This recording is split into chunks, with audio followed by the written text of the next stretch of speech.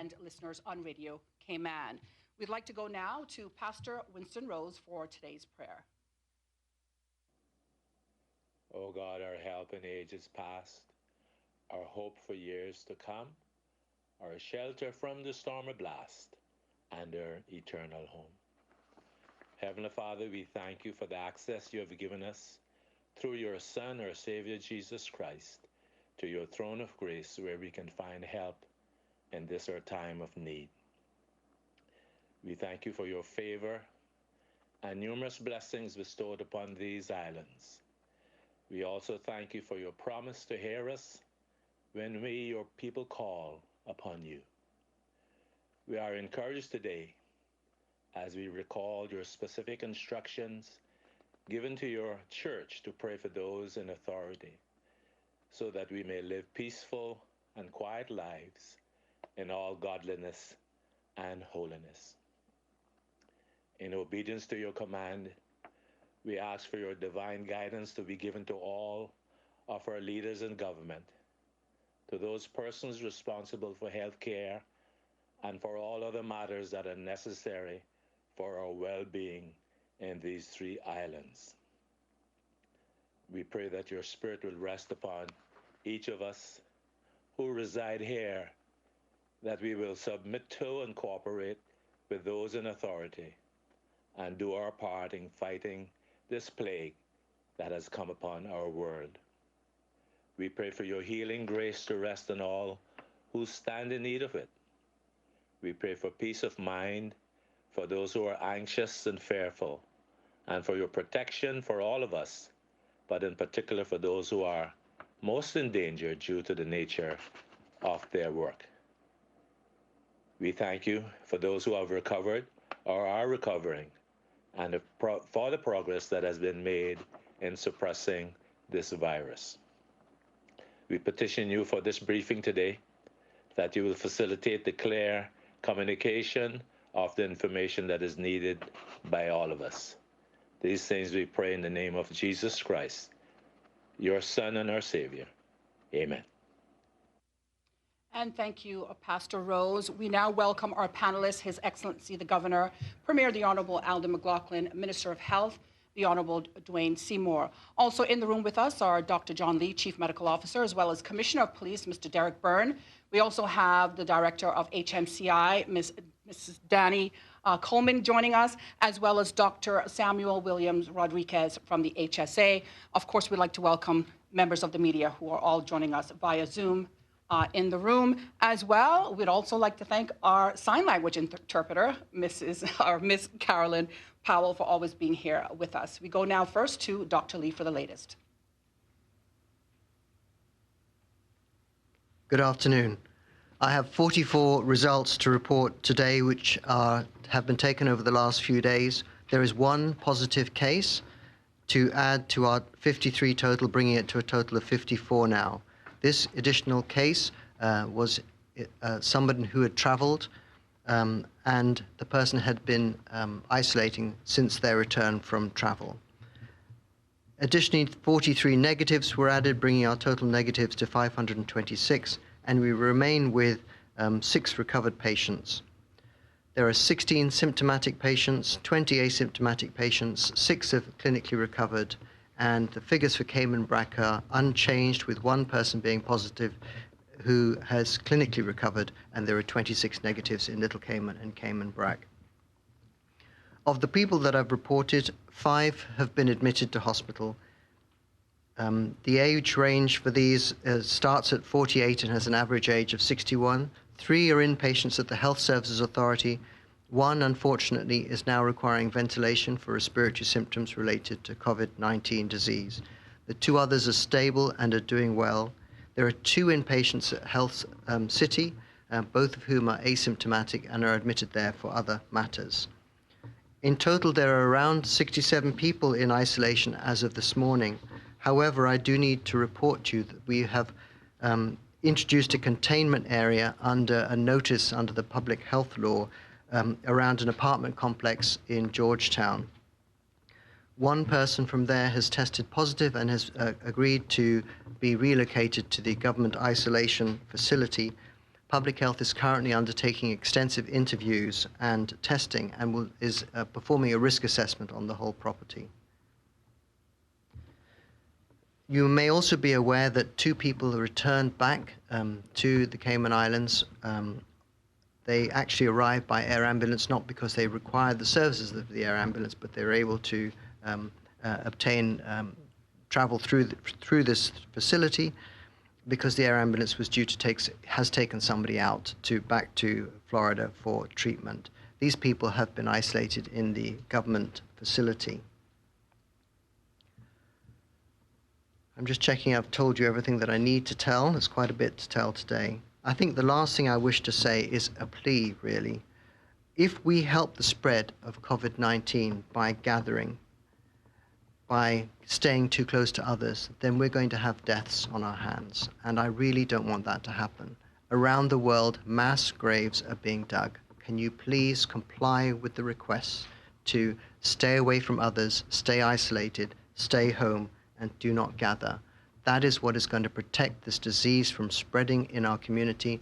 That is going to protect us from having deaths on our hands that we can do without. Please stay home, Cayman.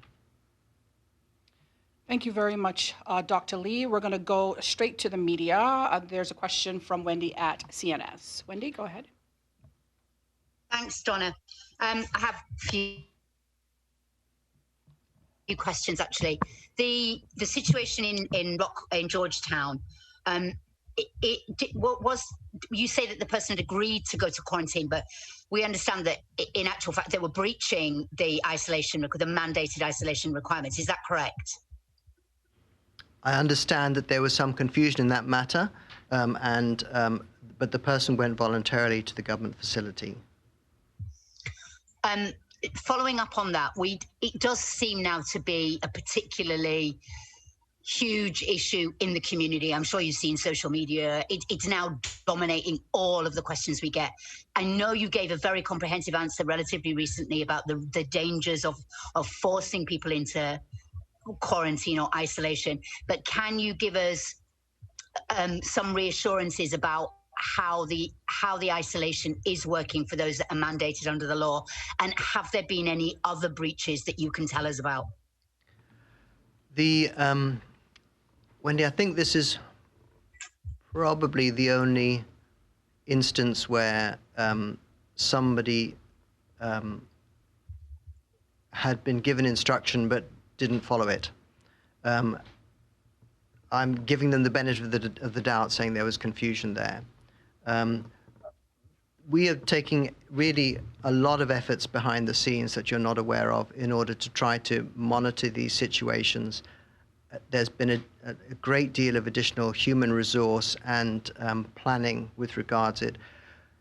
I've mentioned before about, we have a lot of people who are absolutely in compliance with the request to stay at home. So we need to manage each of these situations on a case-by-case basis.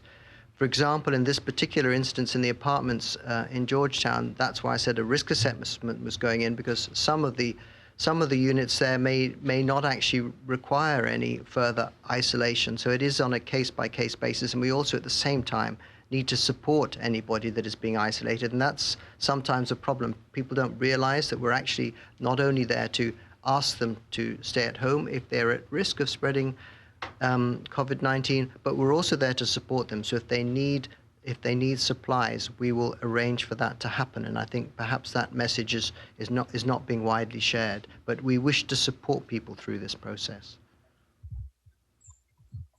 Okay, Wendy, if that's it for your questions for Dr. Lee, we're going to move on to Ralph Lewis from the Caymanian Times. Ralph? Yes, good afternoon. Good afternoon, Dr. Lee, and thank you for being so clear with those numbers once again. I have some questions regarding the calls to the hospitals on those visits for those patients who may think that they are not well. Would you be able to answer those questions, or maybe Dr. Rodriguez can answer them? I think it'll probably be the HSA that will be able to answer those better than me. Okay. Should I wait now for them to come on the microphone, or should I? We do have Dr. Samuel Williams Rodriguez joining us. Dr. Williams? Yes, I am here. Okay, very good. Okay, I'll be quick. The number of calls to the hospitals, number of calls on hospital visits by patients. Can you tell me that number, please, so far? That's the number of calls to the flu clinic or a number of patients attending the hospital? Both. The number of calls to the flu clinics and the number of patients who may have attended with symptoms. Well, the number a call to the flu clinic average are still averaging around 75 calls per day. And the number of patients who attended the flu clinic during the last 5 days, there were 42 patients. Okay. Thank you very much. What I'm trying to get is do we think that we are testing enough people who call to the flu hotline or visit the hospital? The physicians at the clinics actually are following their guidelines, our current guidelines about testing. And any patient that meet the criteria to be tested for COVID or is suspected of having coronavirus have been tested. Okay, thank you very much. That's it for you. Okay, we'll move now to Reshma from the Cayman Compass. Reshma?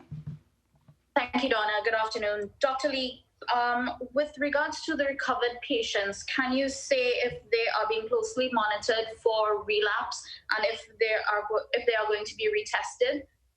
Yeah, so anybody gets retested, Reshma. So anybody who's been positive will get 2 tests at least 24 hours apart within 48 hours after the end of their symptoms or the end of 14 days, whichever is the longer.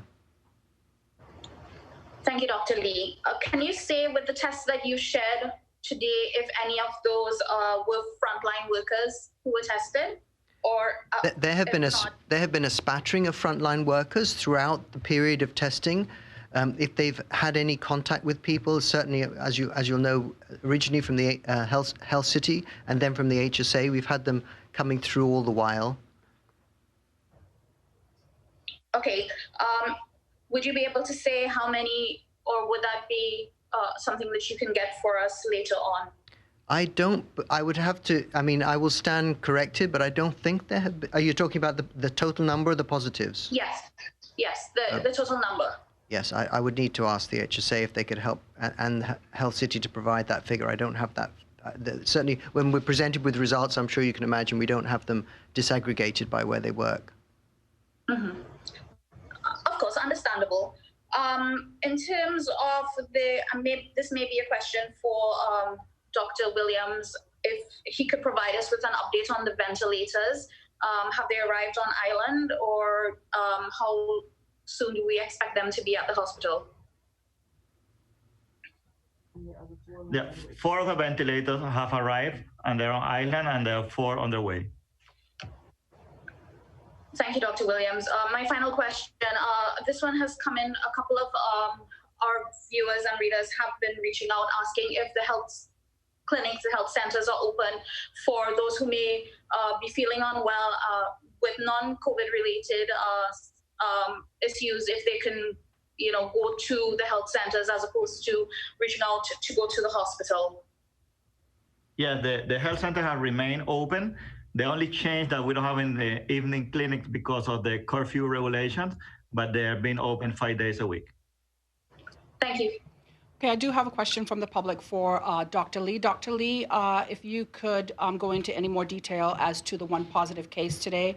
You did mention something about travel history or travel contact. Can you explain further? Yes, that positive person had actually traveled themselves, and because of that travel had come back during the period where we were advising everybody to self-isolate and had automatically self-isolated. Okay. Thank you very much. Okay, we're now going to call on the Commissioner of Police, Mr. Derek Byrne, to come and give us the very latest on what's happening with his officers as they try to keep a handle on things around the islands. Good afternoon. Reporting on Easter Sunday, we had a full lockdown yesterday and all went reasonably well. During the early part of the day, 46 persons were intercepted by police out and about on the public roads in breach of hard curfew. That was 45 in Grand Cayman and 1 in Cayman Brac. This was a complete mix of persons out walking, exercising and driving vehicles, reporting that they were going to visit shops or to visit friends. All 46 persons were warned for prosecution. Yesterday, there was no activity reported on the public beaches across the islands. For the moment, crime remains stable across the islands. There is no increase in any crime category. Overnight, looking at our interceptions, Little Cayman, all quiet, no issues reported. Cayman Brac, 15 vehicles intercepted by police. No breaches of curfew were detected as all drivers were exempted essential services personnel. Grand Cayman overnight, 104 vehicles stopped by police. No breaches of curfew detected as all were exempted essential services personnel. But separately, one pedestrian and one pedal cyclist were stopped by police and found in breach of curfew, and both were warned for prosecution. Looking at this morning, Easter Monday, bank holiday, soft curfew is in place today, Easter Monday, between 5 a.m. and 7 p.m. this evening. This provides permissions for persons in the alphabet range A to K to shop at supermarkets, visit pharmacies and gas stations. Businesses at supermarkets, pharmacies and gas stations are operating well today. They're being well managed, well controlled, and social distancing protocols are being followed.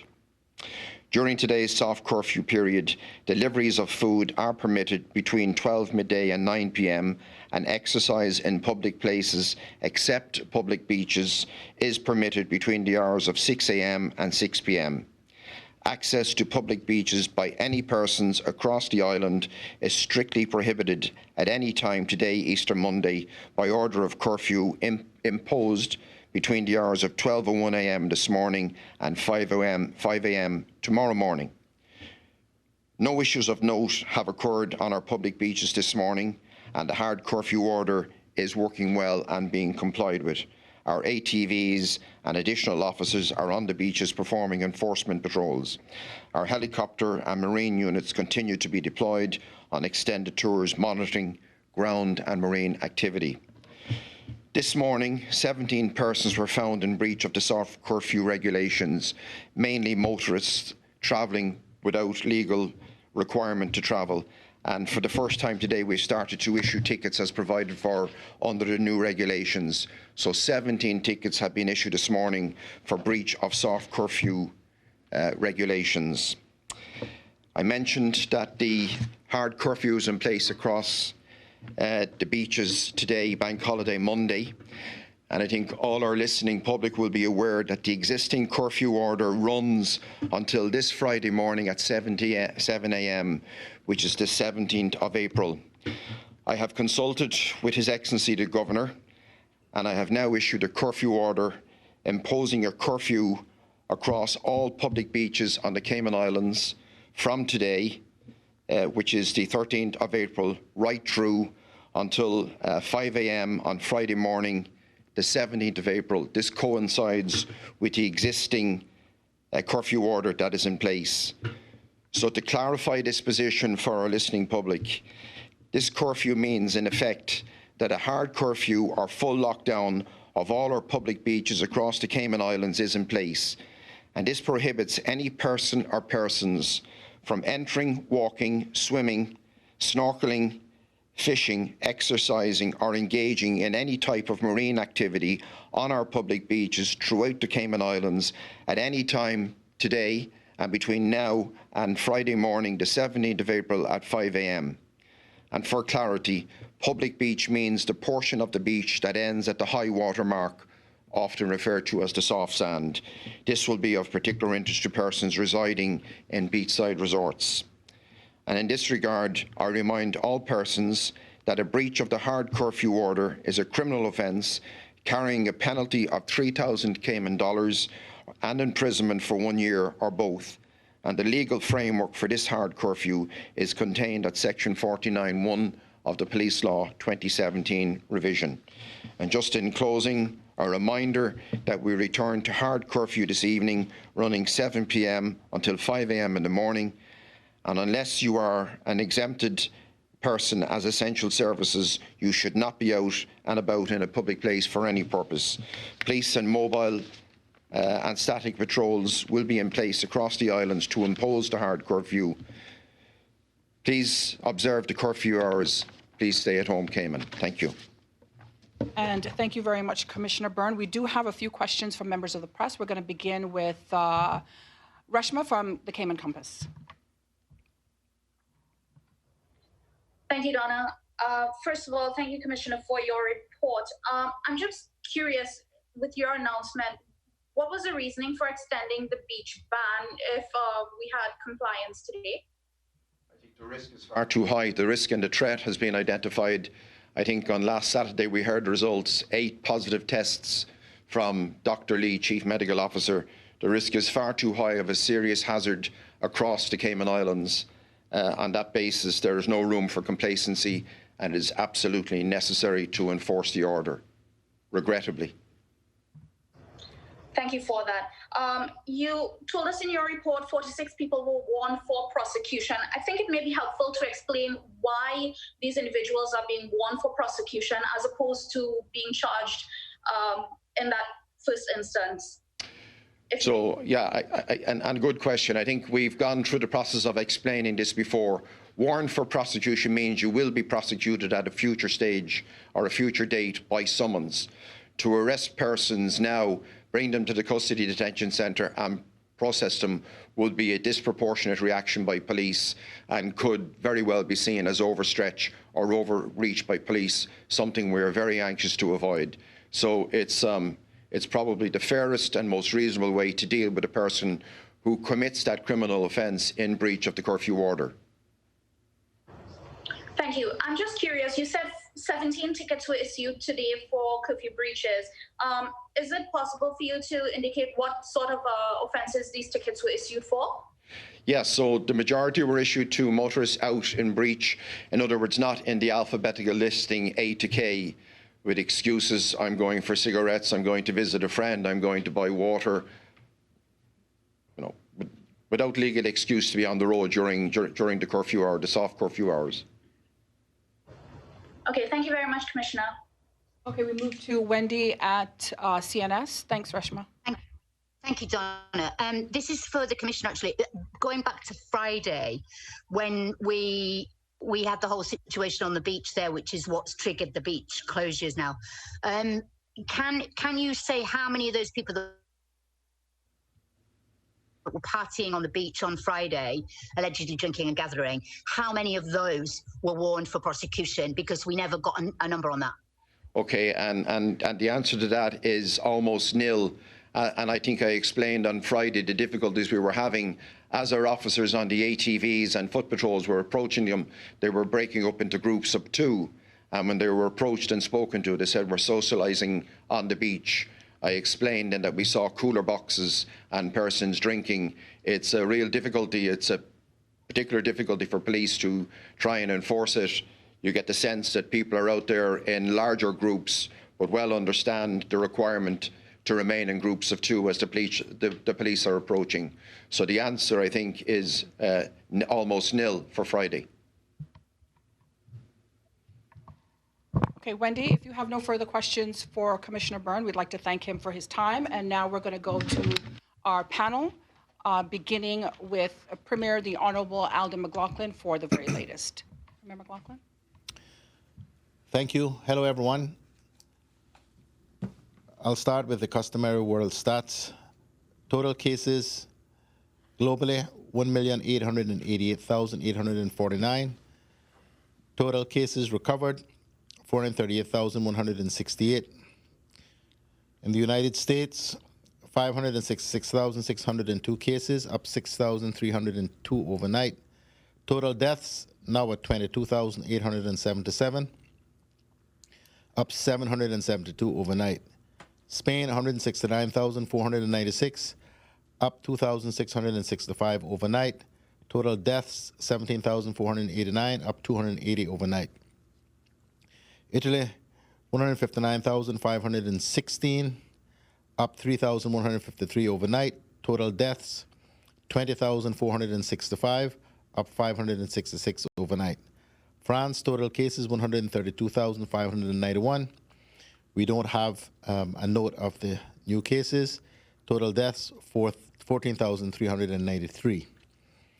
Germany, 127,916 cases, up 62 overnight. Total deaths, 3,022. I don't have the numbers for new deaths overnight. United Kingdom, 88,621, up 4,342 overnight.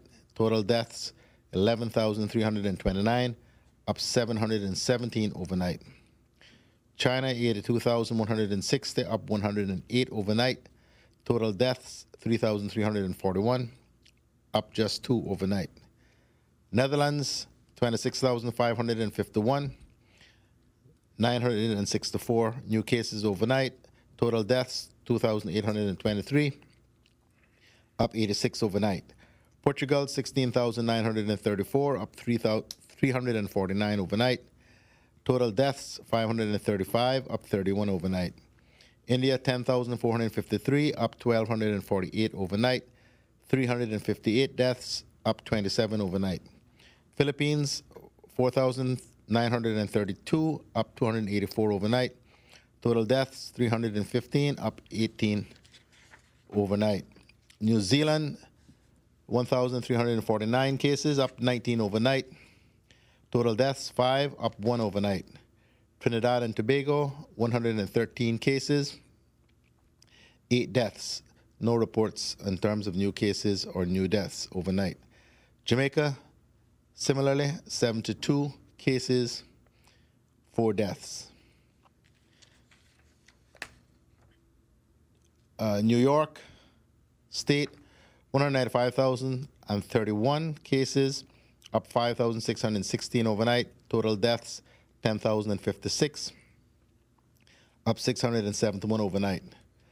Our sister territories, Anguilla, 3 cases, Bermuda, 57, with 4 deaths. British Virgin Islands, just 3 cases. Montserrat, 11 cases, up 2 overnight. Turks and Caicos, 9 cases, up 1 overnight.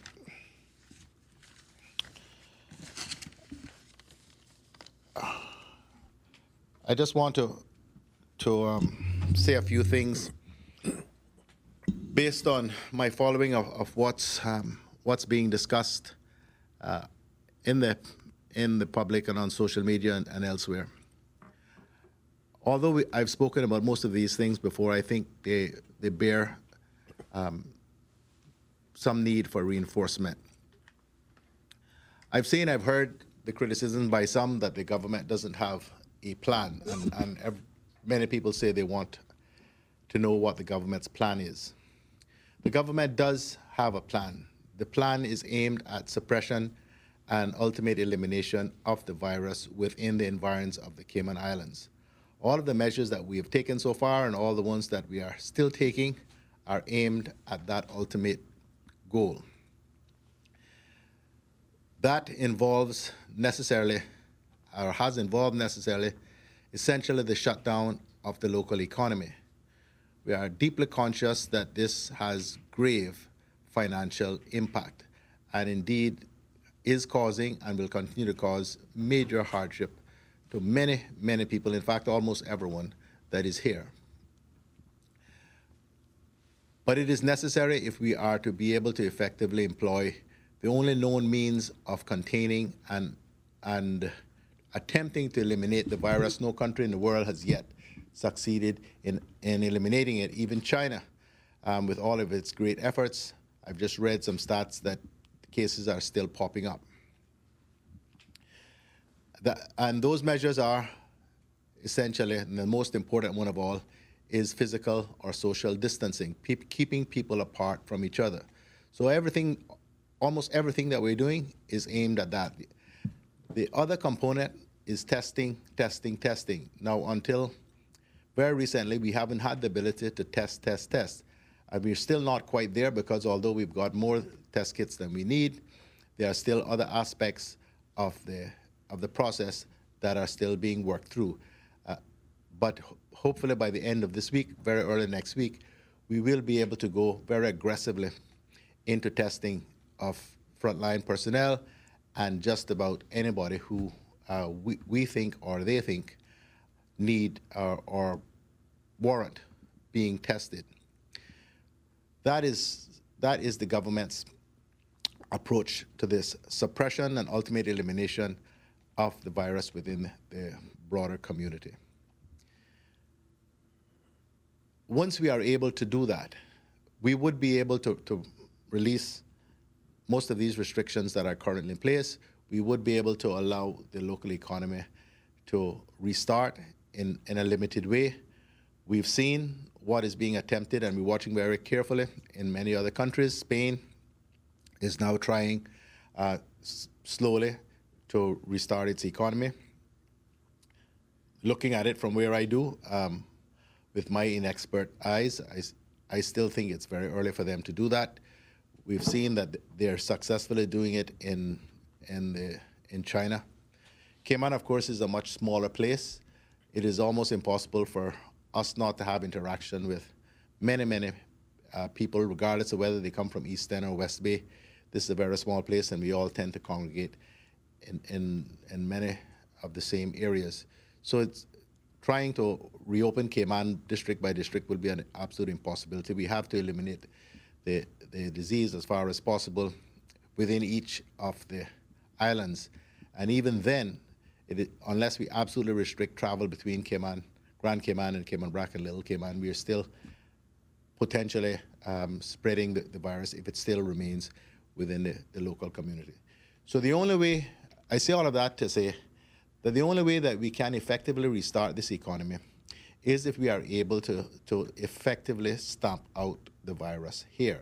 Otherwise, nobody is going to want to move about these islands doing business, at least no sensible person, with the real risk that the virus is still there and that they might contract it. So it is deeply concerning to me and to us when we see and we hear some of the very narcissistic comments that are made, which contend that essentially you should just let the dead, the sick, the elderly and vulnerable people just die, just accept that they are casualties in this particular game, and we just let them die off, and then the strong will survive, and we can just get on with business. That is absolutely not the approach of the government. It is absolutely not my approach. And so whatever measures that we have to employ to ensure that we give every person who lives and breathes here an opportunity to survive this very difficult, very challenging, very dangerous time, we are going to employ. And thus, though it is with the deepest of regret that we have had to take the decision to close the beaches and access to the water, it is because there continue to be significant numbers of people who are absolutely reckless, who are completely blind to what is appearing on the television screens every single day about what the ravages of this virus right across the world. Believe you me, I've seen some stuff written by ostensibly sensible people that leave me absolutely shaking my head. I don't know how anyone can believe that they are somehow immune to this virus because they are 35 or 40 years old. No one knows how your body is going to respond to the virus. But it's not just about you. You may survive it, but you may have been, or you may be, the instrument of another's demise because you passed it to someone who passed it on to them. That's the bit that some people just don't seem to get. So what I want to say is, if we can adhere to these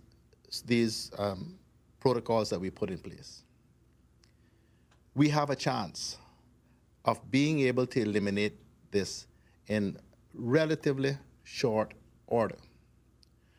Otherwise, it's going to be one of two things.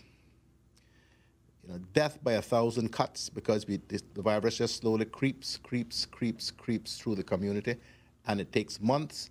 And we're under this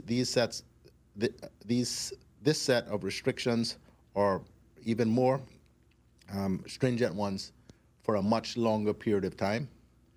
Or we move to a full 21-day lockdown like they've had to do in some other places, where only one member of the household is allowed out once a week to get necessary supplies.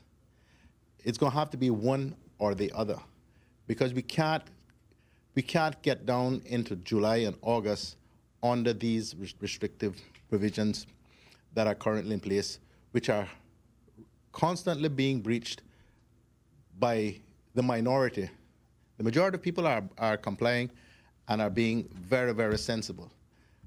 But it doesn't take more than a few to cause this virus to spread. Now, I know a number of people are being encouraged because the numbers are still relatively small. The first case that we had is now a month ago. Today is 22 days since we closed our borders. And we've tested 580 people. We have 54 positives. We still have only the one death, and we have a limited number of people in hospital. And so those stats, I think, might give people a sense of complacency. But believe you me, the situation that we have with the apartment complex in Georgetown that has just been reported should make everybody extremely concerned. It certainly makes us very concerned. And until we can go through the process of tracing and testing, we all need to be absolutely on our guard. Do not leave your home unless you absolutely have to. It is the safest place you can be. That is the simplest message I can deliver, the most straightforward I can deliver.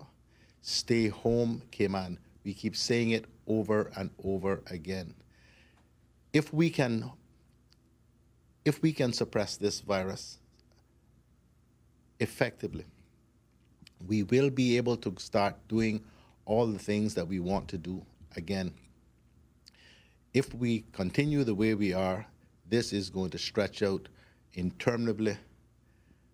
And if you think you're frustrated now, if you think that you feel like your liberties are being impinged upon, it is only going to get worse, because the government is resolute and determined that we are not going to, by our actions, allow this virus to spread right through this community. We're going to give it every single effort we possibly can, employ every possible measure that we possibly can to keep that from happening. Please, my people, work with us. I beg you, work with us. Let's collectively be the only country in the world that effectively eliminates this virus and can get on with our domestic activities while the virus burns itself out around the rest of the world. Thank you, Premier McLaughlin. Now we're going to move on to His Excellency. Thank you very much. And yet again, I add my own voice to everything that the Honourable Premier just said. I know many people will be disappointed about the beaches, but I think the Police Commissioner very clearly set out why we have no choice on that. And again, I know people will be concerned about the Georgetown apartment complex, but again, we are throwing a lot of resource at that to manage the complex, to manage the situation, and we have caught it early.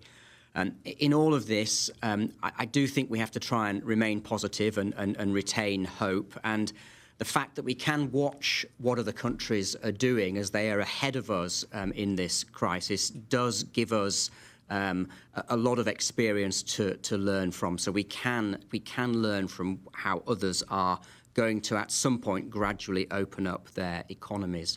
I was also struck this morning, I listened very carefully to the World Health Organization and a spokesman saying that everything needs to change so everything stays the same. And I thought that was a really poignant comment, because what it means is that this virus is going to be with us for a long time.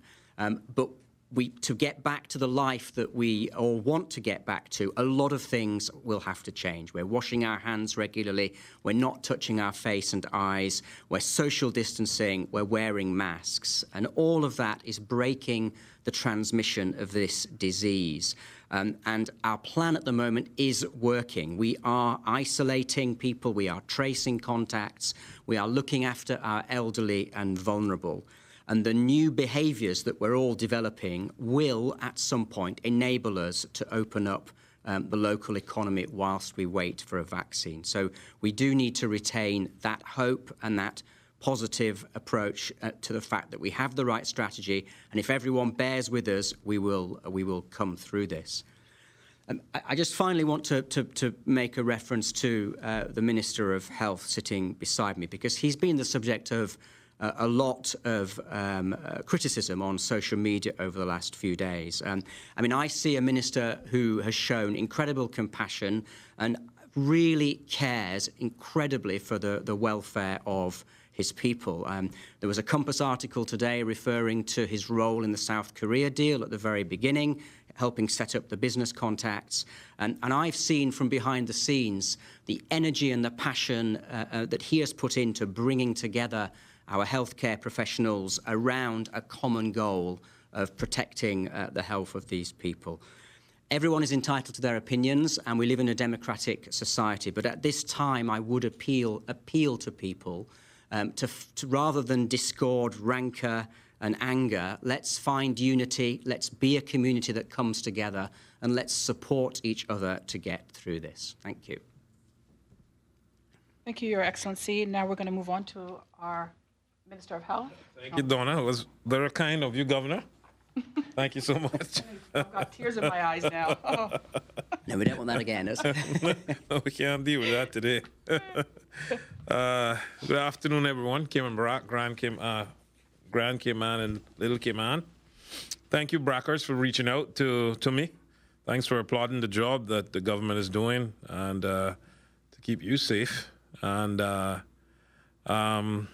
what we're doing here, we have to save lives. And at the same time, we need to save the livelihood. And as an entrepreneur, I feel the pain of the many persons who have called me and expressed their concerns. Although the airport is closed until May, we will soon need to concentrate on our local economy. But as the Premier said earlier, the sooner that we can adhere to the measures that are put in place, the sooner we're able to try to get back to some of our norms. I want to quote John Quincy Adams, the 6th U.S. president, who said, if our actions inspire others to dream more, learn more, do more, and become more, then you are a leader. Some people, rather than to try and risk failure, they don't try at all. They're cowards. Remember, the way you treat people, you don't need, it's a real sign as for the people that you don't need the way that you treat them. So, but in this world, we have to prepare ourselves to experience persons who, in your opinion, have less than you, but have a better position than you. I've learned that people are jealous of where you are and not who you are.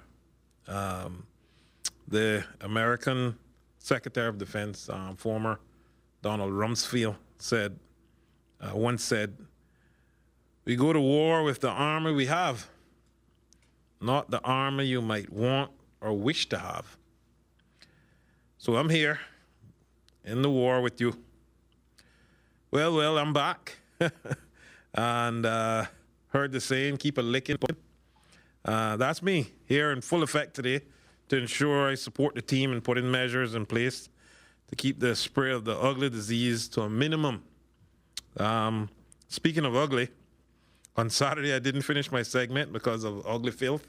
And I want to say God bless you all, and I pray for you all. And I won't be distracted from the amazing work that has already been done by our team in government and the private sector. Kudos to them. I forgive you because I know you're cooped up on curfew and your movement has been restricted and your fear of contracting the virus. It could be anywhere. Get it, I get it. But still be mindful, we are humans, being human beings. We are tired and consumed with uncertainties, just like you. Thanks for the prayers and the well wishes from all over the world, in Canada, USA, UK, the Caribbean, South Africa, the clergy, Bodden-Towners, my Caymanians, the prayer warriors, my family and friends. I sincerely thank you for the love and support shown. One person reached out to me and apologized for their postings. I thank her for humbling herself to do that. Cayman, let's not be distracted, and let's keep moving on. In fact, the very definition of the word trailblazer means a person who blazes a trail for others to follow. For the 90%, I am your trailblazer. Don't worry, I won't be like the Rasta man who, after hearing what their other percentages were, begged to squeeze himself back in the percentage of what they had been labeled. I know people out there will understand that joke. This is the Monday after our Savior raised from the dead, and on Easter Sunday or Resurrection Sunday, according to the Bible, Jesus is believed to have risen from his grave as proof of his holy divinity on the third day of his death. The very notion that Jesus Christ was crucified and came back to life is the premise of the Christian faith in theology. Easter is far more important than any other holy day. This gives devout Christians the assurance that they too can escape the mortal bounds of life and live forever in the afterlife with God. What an awesome opportunity we have been given. Praise God. Today's scripture from Psalms, 3rd Psalms. Lord, how they have increased who trouble me. Many are those who rise up against me. Many are they who say of me, there is no help from God. But you, O Lord, are a shield for me, my glory, and the one who lifts up my head. I cried to the Lord with my voice, and he heard me from his holy hill. Arise, O Lord, save me, O my God, for you have struck all my enemies on the cheekbone. You have broken the teeth of the ungodly. Matthew 5:44. But I say unto you, love your enemies, bless them that curse you, do good to them that hate you, and pray for them which despitefully use you and persecute you. In our continuous attempt to have persons remain at home, in our translations, I said I would bring them back on Monday in my usual spirit. Today we're going to hear translations from in Romanian and Arabic. Here we go. Please stay at home in Romanian. Te rog să stai acasă. And in Arabic, there are actually 25 countries that claim Arabic is an official or co-official language. And did you know that 422 million speakers in the Arab world, making it one of the 5 most spoken languages in the world? So Arabic, please stay at home. Uzel bakau un fil manzili. Thank you.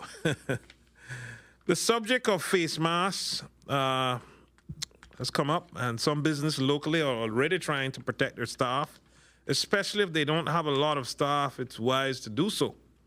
I see Cayman Airways Cargo stating, if you're entering their office for your safety and theirs, you're required to wear a face mask. I know the Red Cross started a DIY movement, and some other local entrepreneurs have started making face masks. I applaud that. The government wants to get in a position with the right stock to furnish the community, and even each of the 19 MLAs to give them a stock so they can hand out everywhere. This is not a time for politics. It's time for love, unity, and saving every life in Cayman. Many countries like the US, China, Hong Kong, and Singapore or recommending wearing a face mask in the public to prevent spreading or getting the novel coronavirus. But there's an issue with worldwide shortages and access. So there is no harm in wearing a mask, even if the benefit is modest. It is worth doing. 1 year ago, businesses were not allow you to wear sunglasses and hats inside. Whoa, how has the world changed? This is why we should be humble at all times, as we don't know what is next. The environmental benefits of this has amazed me. What is the real benefit of the coronavirus in terms of environment? The whole world has reduced or changed its daily routine due to COVID-19 for the sake of global health. Working from home, without a doubt, affecting everything in our lives, including our carbon footprint. Now more than ever, companies are realizing that their businesses can stay afloat by allowing employees to work from home to keep everyone safe and healthy. A major plus is that working from home is decreasing its carbon emissions from our daily commute and significantly improves the air quality, even in a place like Cayman where the quality is not that bad. According to the climate group, working from home has the potential to reduce over 300 million tons of carbon emissions per year, not to mention all of the other awesome benefits, such as work and life balance and decreased traffic congestion. In Italy and China, the air quality has improved immensely since people are staying at home due to coronavirus. Good quality air days increased by 21.5% in February alone compared to last year, and the carbon emissions decreased by 25% as China is the largest polluter in the world. This is good news for all of us, and even NASA has documented the visible changes in their images. So there is a silver lining in all this, as at least we can say that downtime is benefiting the environment. Moving on, as Health Minister, I trust that everyone had a blessed Easter weekend. I will continue to do a job I've been privileged to do on behalf of all the people of these beloved islands by God's grace and through His strength. Today, I would like to give you an update on the work that was presented to His Excellency the Governor, Honorable Premier, Honorable Minister Hugh, the Deputy Governor, and myself on Thursday, April 9th.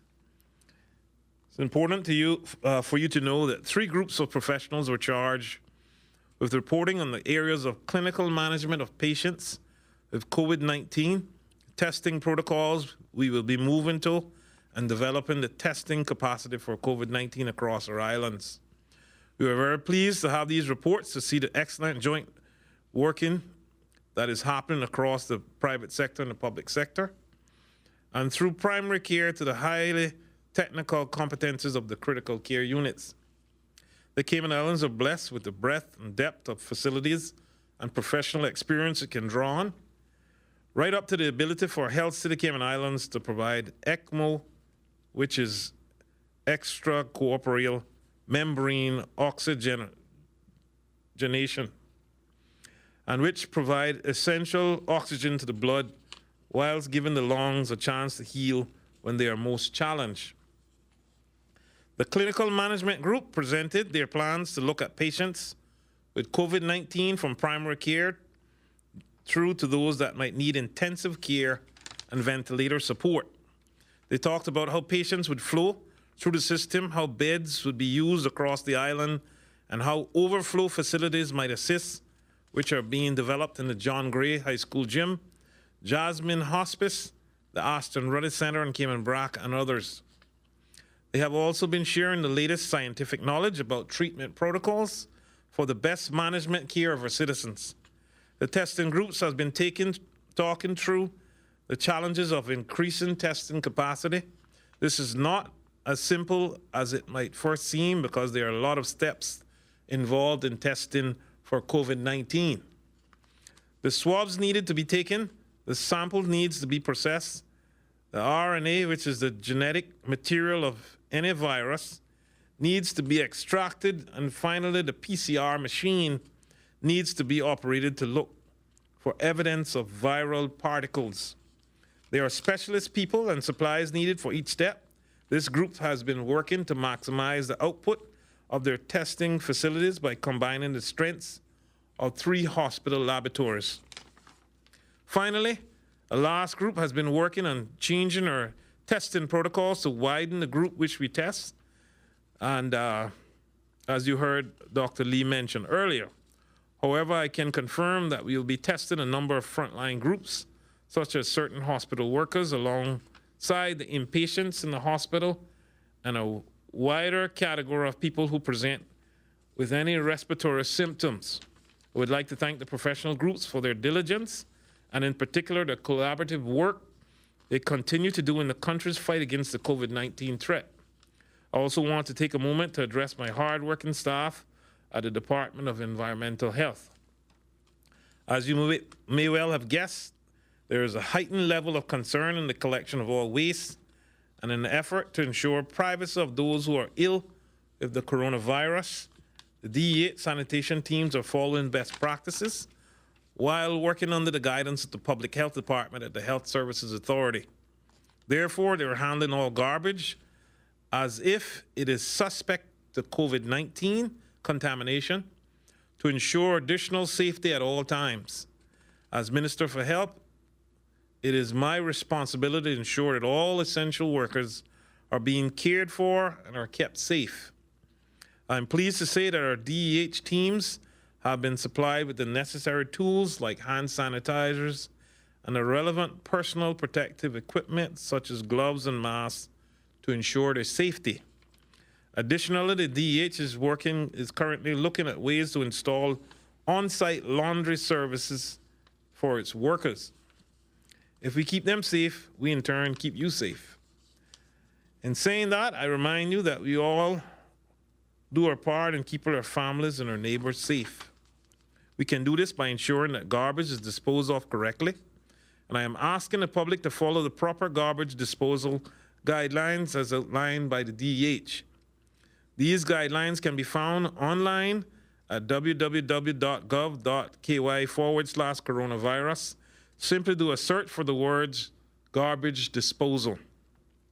There are also specific guidelines for the disposal of trash of suspect COVID-19 patients, which can also be found on the same website. I encourage everyone to take a few minutes to view these guidelines. I want to take this opportunity to thank all our sanitation workers and every essential worker at the DEH.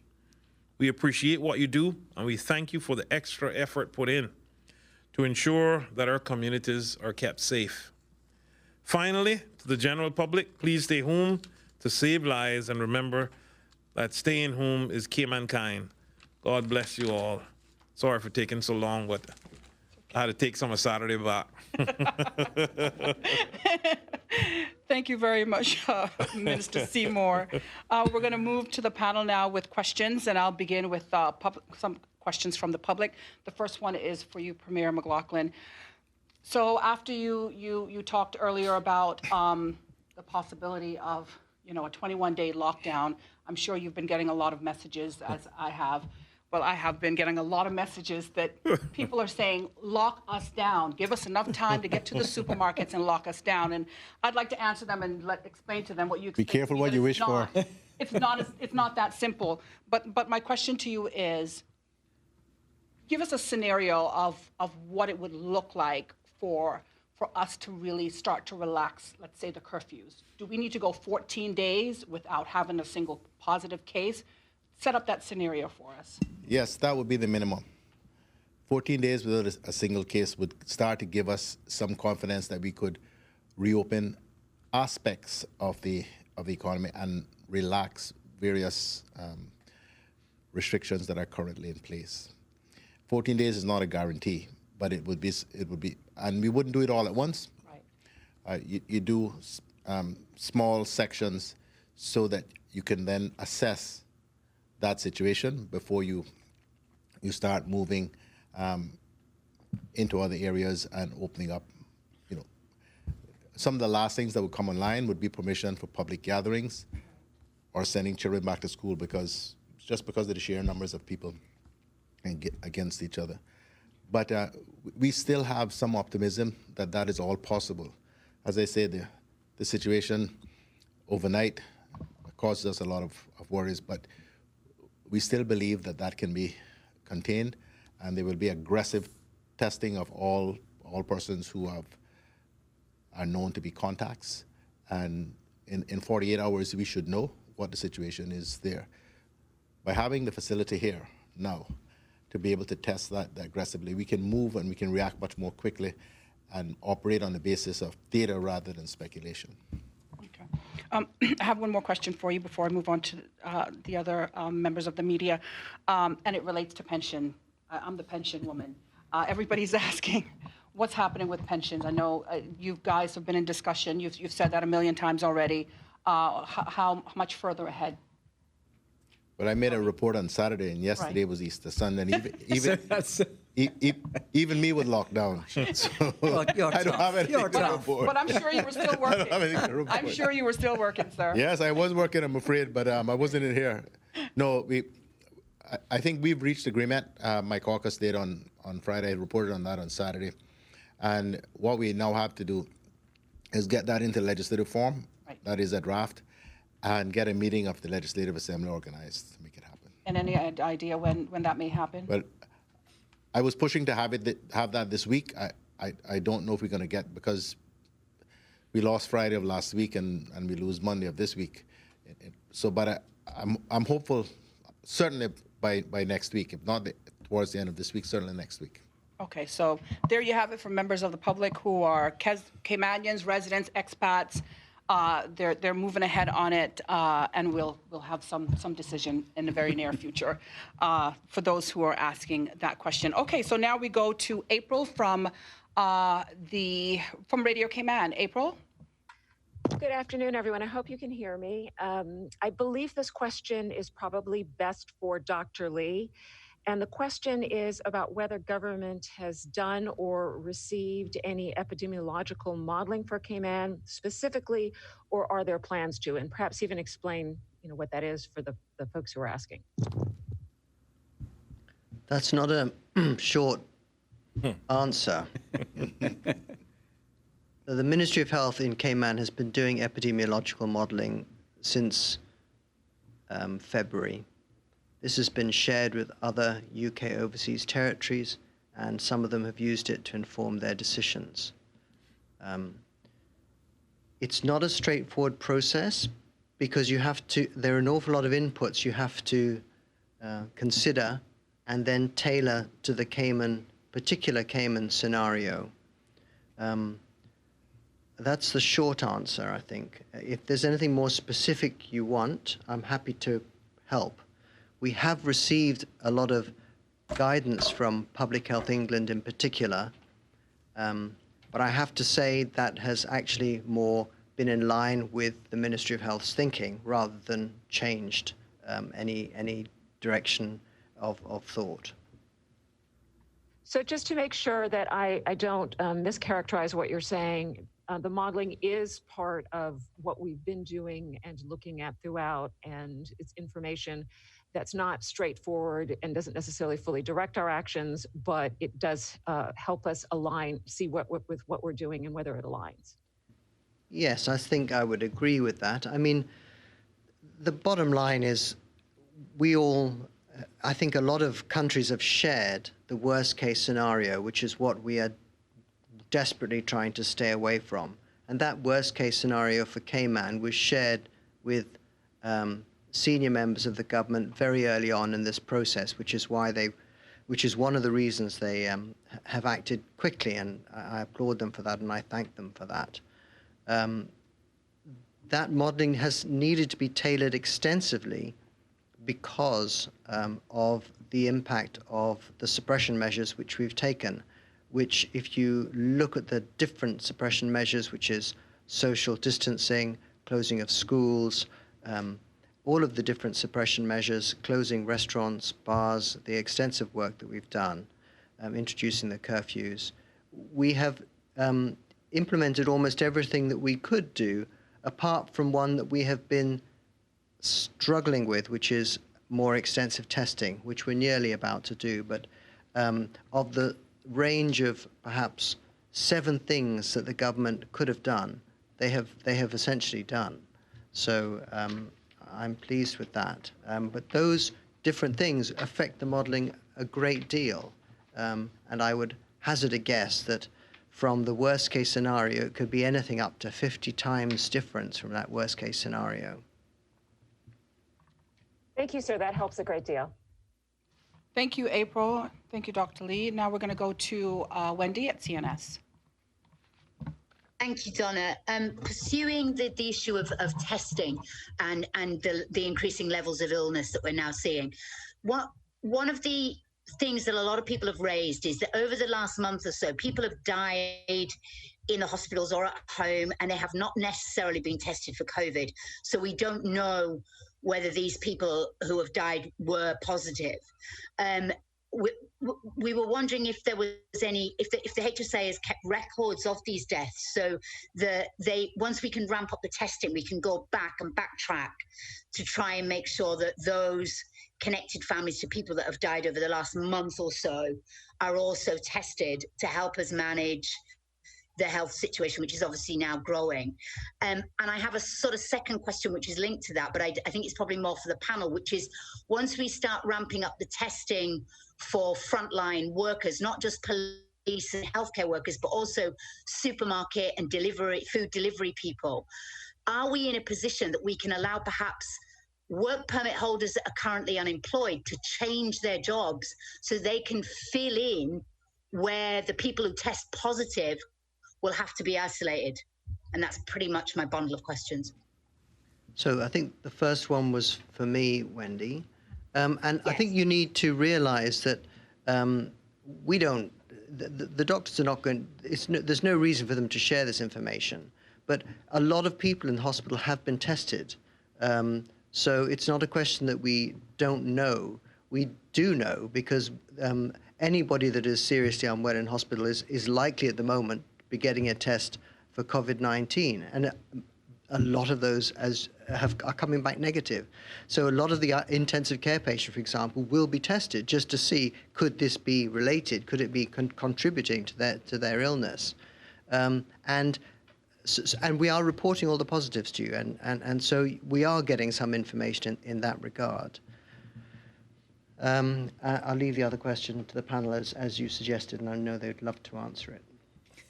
Well, the only thing is, I was a bit put out that, or I am a bit put out that Wendy would inquire first on behalf of work permit holders.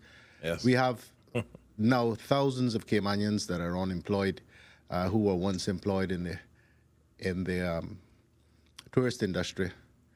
So I would hope that the first approach would be to Caymanians who are unemployed before we start looking to find new jobs for work permit holders. Thank you, Dr. Lee. Thank you, Premier McLaughlin. We're now going to go to Reshma from the Cayman Compass. Thank you, Donna. My first, and it's going to be rapid fire, so I apologize. Dr. Lee, my question's first for you. We now have, as you announced today, a positive case with travel. Can you say or explain how this is possible, or if this individual was on the most recent BA flight? That person I do not believe was on the BA flight. Their routing was regional, not European. I don't understand why you're saying, how could that be? I don't follow that bit. Well, we've been in lockdown for 21 days now. The 14-day incubation period has passed, so questions are coming in. How can we still have travel history? Yeah, so people can, don't forget that people can, it may take up to 14 days for somebody's symptoms first to appear, which is why we have this 14-day period. I understand they came back since that Monday, I can't remember the date now. I think it was the 16th of March, I'm not sure, but since the day that we said everybody needs to isolate themselves, and they isolated themselves. But even after that 14 days, then they may have another 14 days of being sick. So it could be a whole 28 days until they are fully recovered, having had an exposure quite some while ago.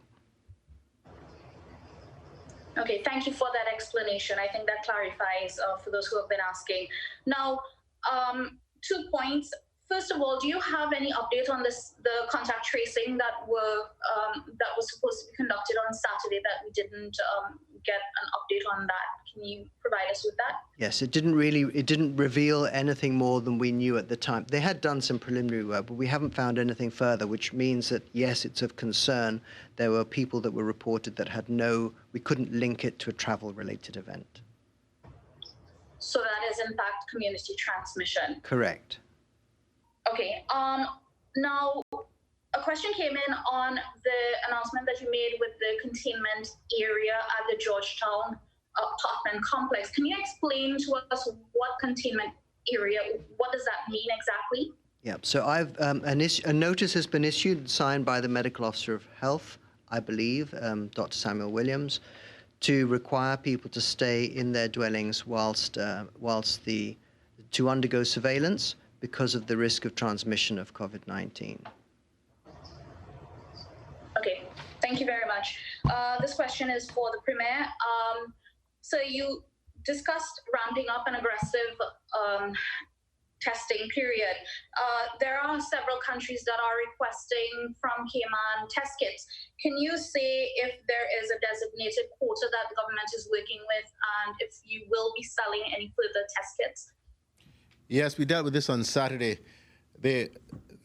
Dr. Lee and his team have said 100,000 is a sufficient buffer for Cayman, so we are prepared to sell on the other 100,000.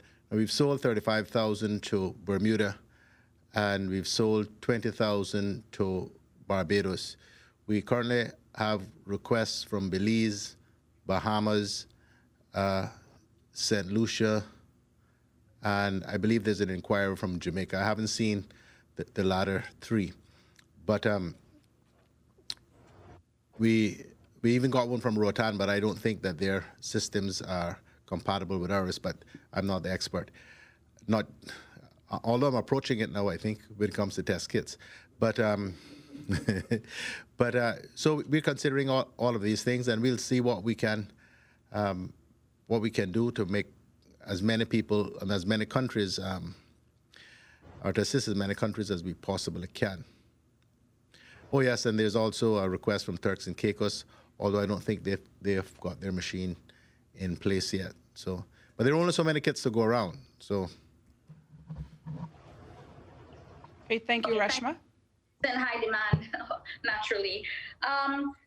We've had a couple of complaints come in from some asylum seekers who have been struggling locally and they don't fit into the category of work permit holders for the assistance, and they've indicated that they've gone to immigration and they were sent to NAU and they were turned away from NAU. Is there any guidance that you can provide to them on how they can access any assistance? Well, they shouldn't have been turned away. So if anyone can provide us with details about that, I'll personally check into it. But in the absence of that, I tell them to go back. We've effected some changes at NAU, and I'm hopeful that things are going to improve significantly in terms of the time it takes to process these applications over the course of this coming week. Thank you very much, Premier. My final question. Now, naturally, you would expect that people, with the announcement today of the closure of public beaches, having a lot of queries, concerns, and questions. One of the questions that has been asked is if people will be allowed to fish from the iron shore and not, if that would be allowed, or is it a wholesale that they will not be able to fish as well? Would that still be allowed for them? I think the Commissioner was very clear that no activity is allowed below the high water mark. Okay, great. Thank you very much. Thank you, Reshma. We're going to go now to Ralph Lewis from the Caymanian Times. Ralph, please go ahead. Good afternoon, Mr. Premier. I wish I had a crystal ball to give you. It would make your life a lot easier. I have two brief questions. The first one is, when will we know what the curfew will look like after the existing one comes on end on Friday? Well, on the current trajectory, I think it would look very much like it currently looks now. If we get some terrible reports, the curfew is going to become more restrictive. Thank you. And I'm not sure that's what you wanted to hear, but okay. And a clarification: the banning on the beaches or the hard curfew for the beaches, is that just for today, or is for the rest of the week? it's for the rest of the week until the current curfew, both the soft curfew and the hard curfew, expire on the 17th. But during the course of this week, in consultation with His Excellency and the Commissioner, the Cabinet will come to a view about what the next round of curfews should look like.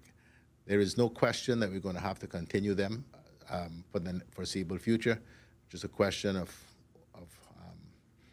what form they take. Thank you very much. Okay, Ralph, we're going to move to Wendy from CNS for our final question for the panel. Thanks very much. I just need to follow up because I think I phrased my last question very badly. What I was trying to get at was, once the testing is ramped up and we will have holes in the frontline service, and therefore, does government have a policy to assist everybody that's going to need to replace important staff very quickly?